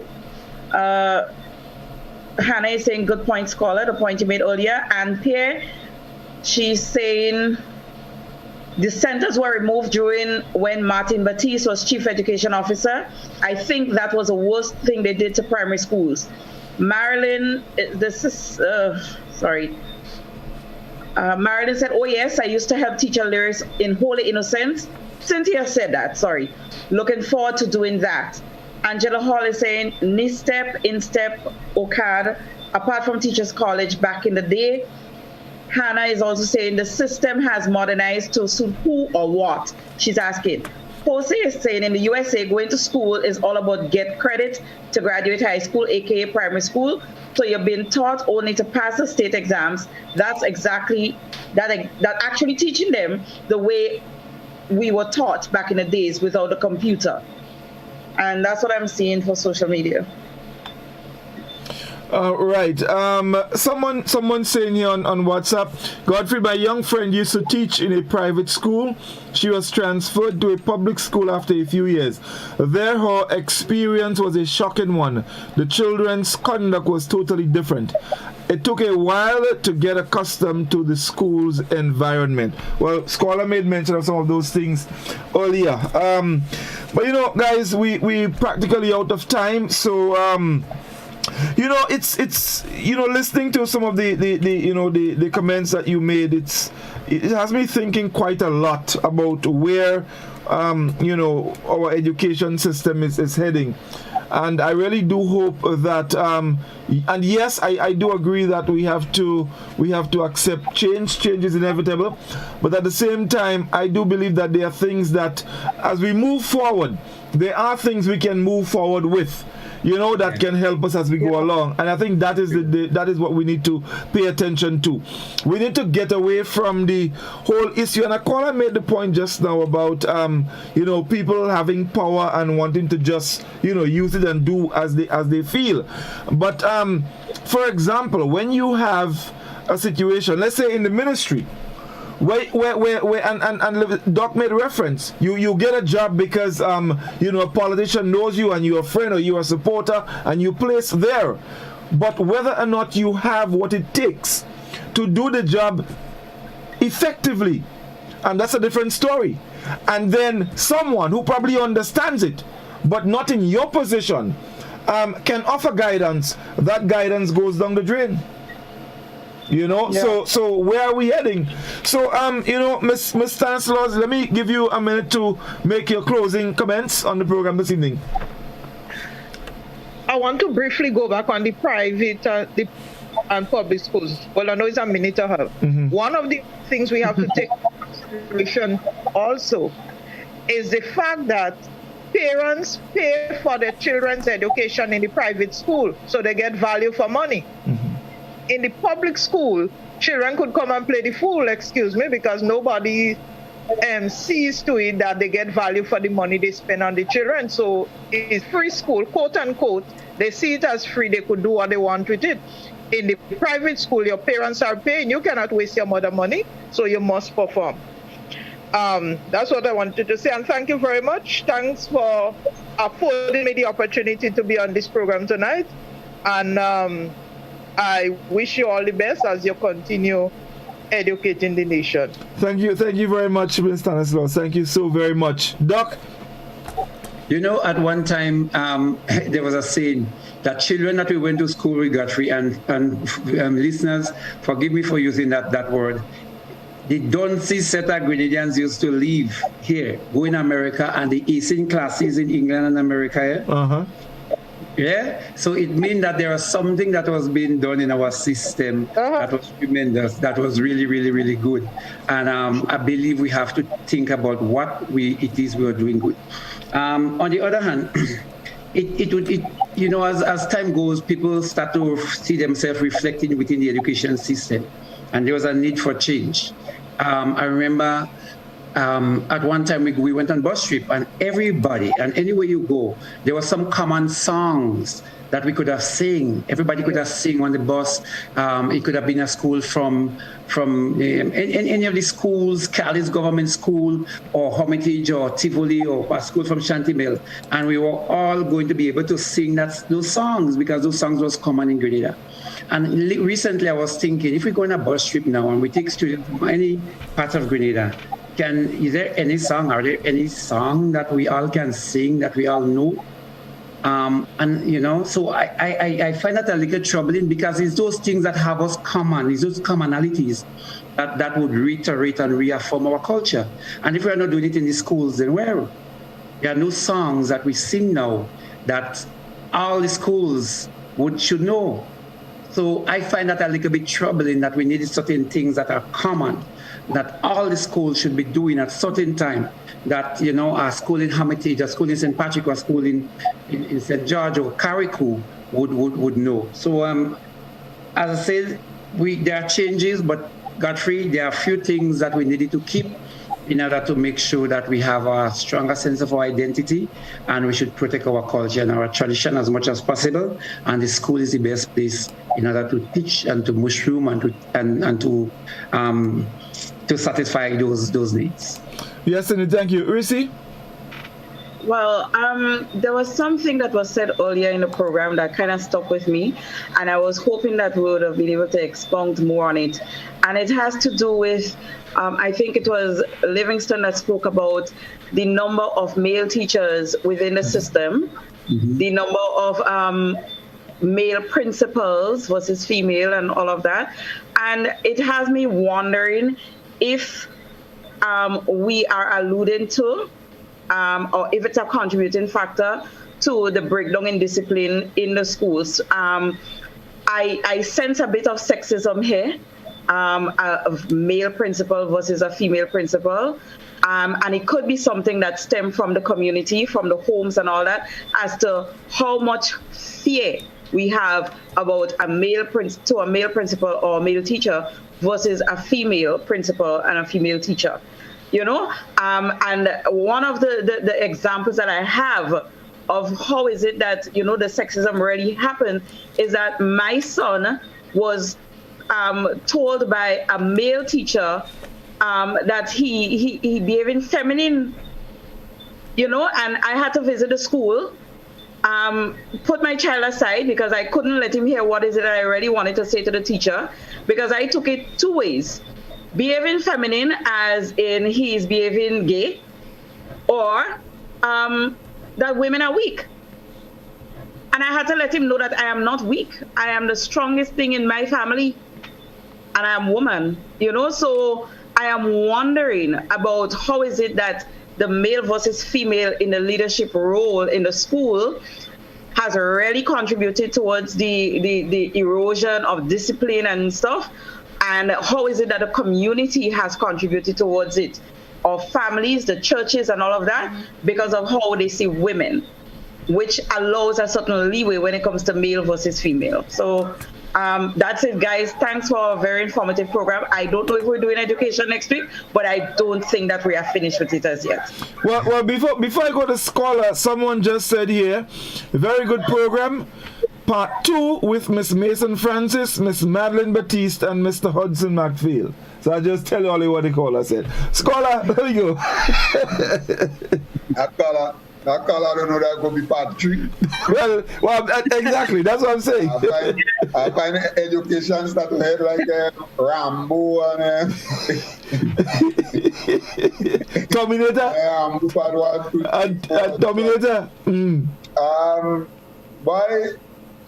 As time goes on, one thing that is inevitable and one thing that is constant as the morning stars change, there must be change. And so we'd expect that there would be more changes. The stars may align, and we may get, because our education determines to a large extent our society. And the society that we're getting is a product, really, of our education system. They say no society cannot move beyond the education system, and that's a fact, right? So maybe it's, if we speak and we say our education system is eroding or has eroded, then it also means that our society is also eroding. That's what we're saying in essence. But the changes are going to come.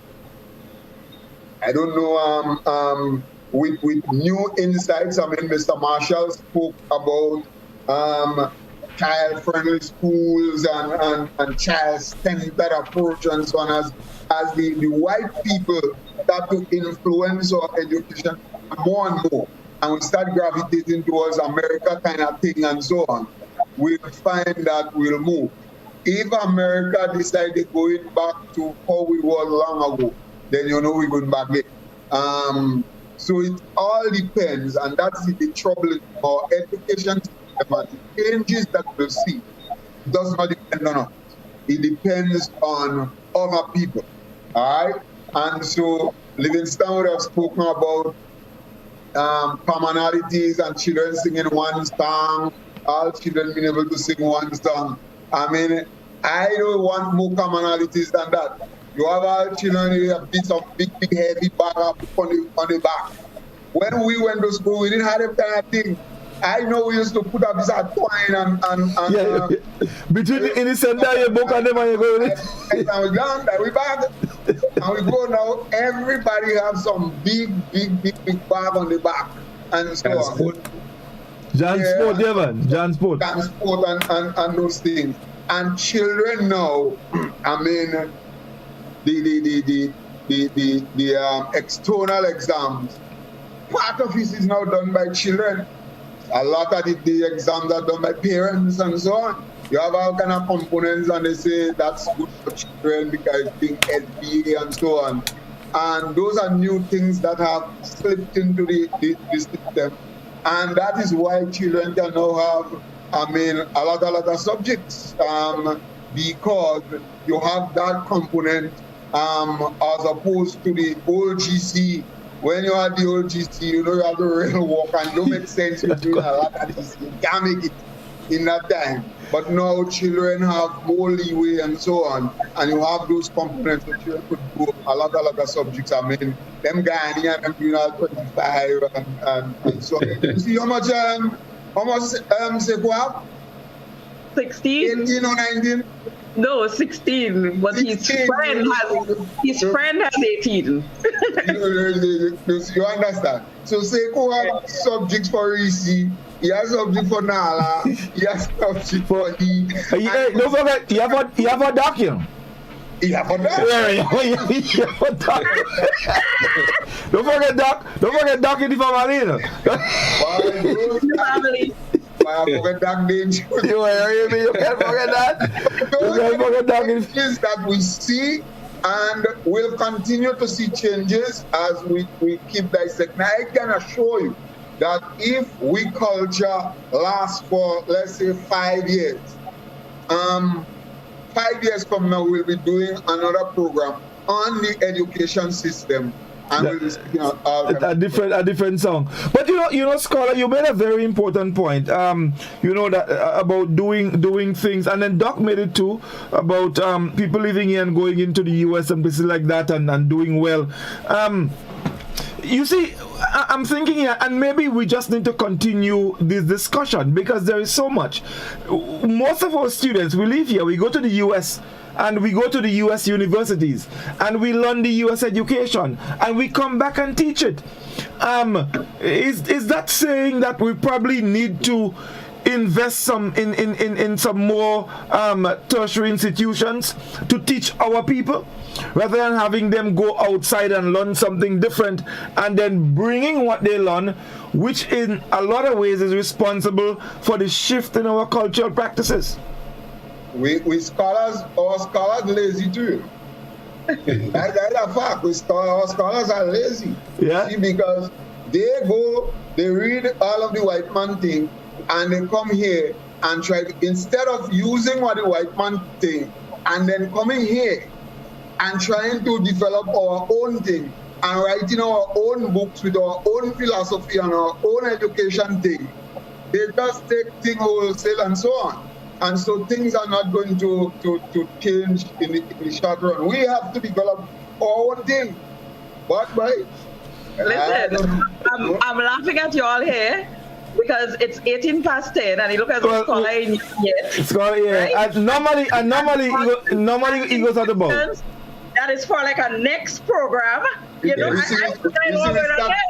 Receive, I to tell you how you reach late, you know. We start 20:30. Yeah, that's your fault, you know. Your fault. Anyway, guys, she's correct. It's way past our wrapping up time. I want to special thanks to Ms. Vashti Stanislaus, former schoolmate, principal, taught my sister and everything like that. Thank you so very much for, giving up your time to be on the program with us and sharing with us, information that can help all of us. So thank you once again. And usually when someone come on the program, we call you again. So rest assured we'll be calling you again at some time. So guys, thank you very much. Hey, enjoy the weekend, and next Friday, we decide the direction we head. Godfrey, I could say one little thing before we go. Yeah. I want to congratulate the ladies for their get up tonight. They looked. Sister Vash. Yes. And plenty here in the place. You do yourself every week. Overdo it. No. Listen, when we see Logan and I watch we see, I do kind of take myself in. I say, what going on here? Yeah, I do kind of. Be careful, Godfrey. Be careful.